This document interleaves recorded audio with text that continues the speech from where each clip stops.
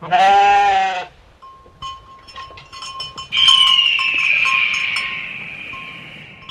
it going, YouTube? This is Falcon2081, and we got some Call of Duty Modern Warfare 3 Team Deathmatch on Dome, and we're doing some back-to-back Dome gameplay. I got my buddy here, ovejon.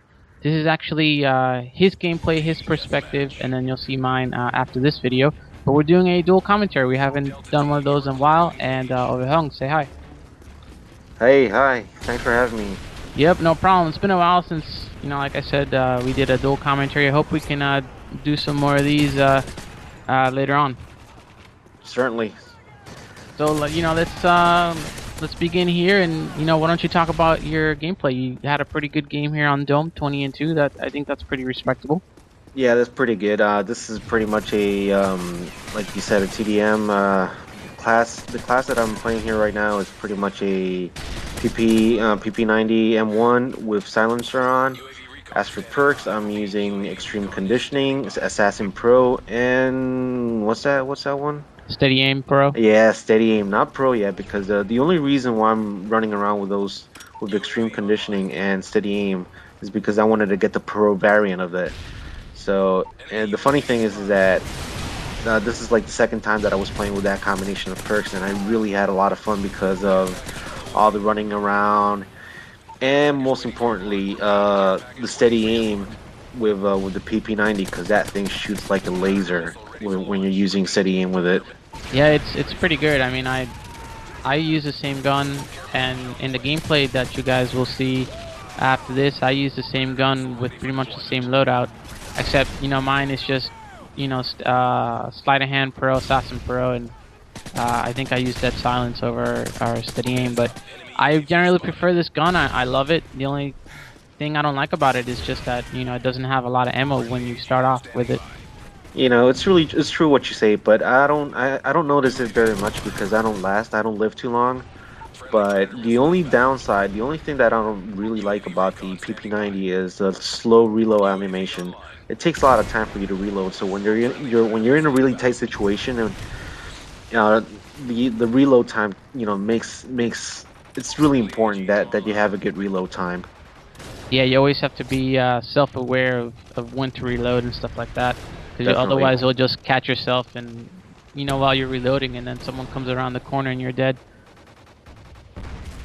And for those that are wondering why ovejon here isn't zooming in for the Reaper, obviously he doesn't know that you can zoom with the Reaper. Yeah, how was it that you what do you use to zoom? Is it the left bumper, the left trigger? Yeah, it's just the left trigger.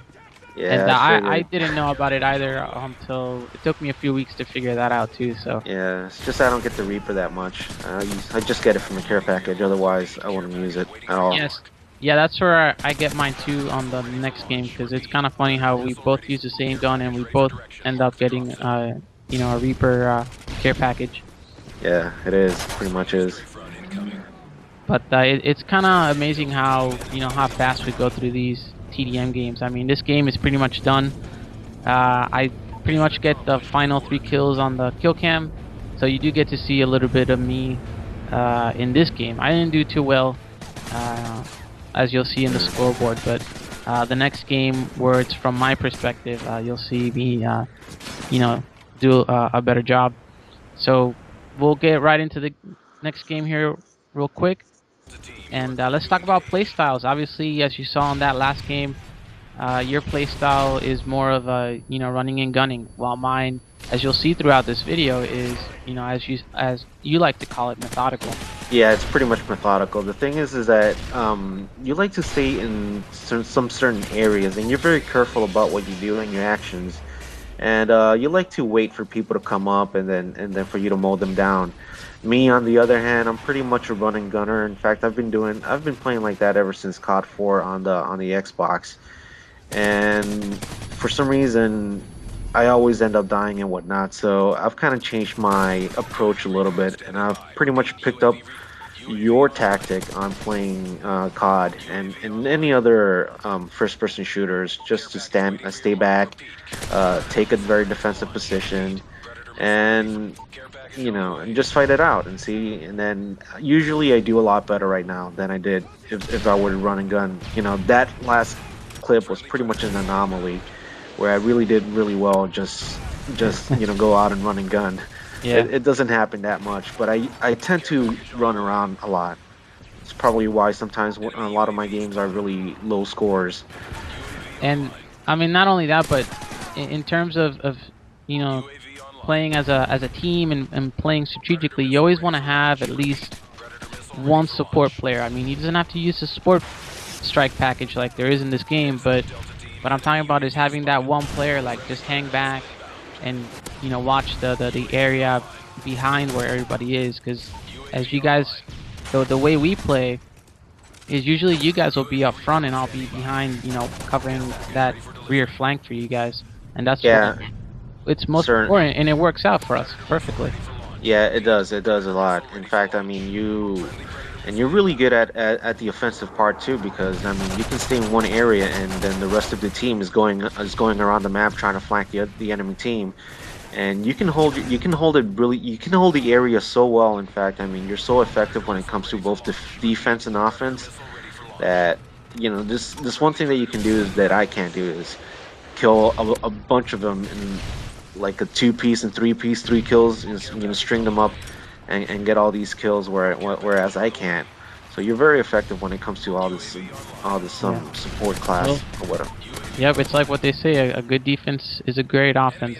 Definitely. And it's, I just kind of find it funny because the way we play can also have a very psychological effect on the other team, because we're always killing them, and so they always go for that, trying to go for that revenge kill. So it works out perfectly for us because we know they're coming, so we always end up having more kills from it. Yeah, definitely. But then I also think it's more because of, in this game you have the spawns that are a bit wacky. This whole thing, them spawning really near you and whatnot. Yeah, So yeah, I agree. I mean, the spawns here, you can sort of predict where they're coming from, especially when they're inside here, as you see on BDOM.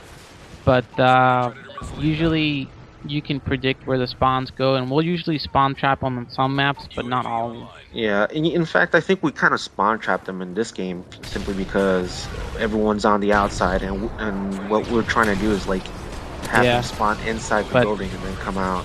yep, we'll have to stop it here, guys, just because the game is pretty much over. It's another pretty quick game. I want to thank ovejon for coming in and doing this quick dual commentary with me. We'll definitely have more commentaries.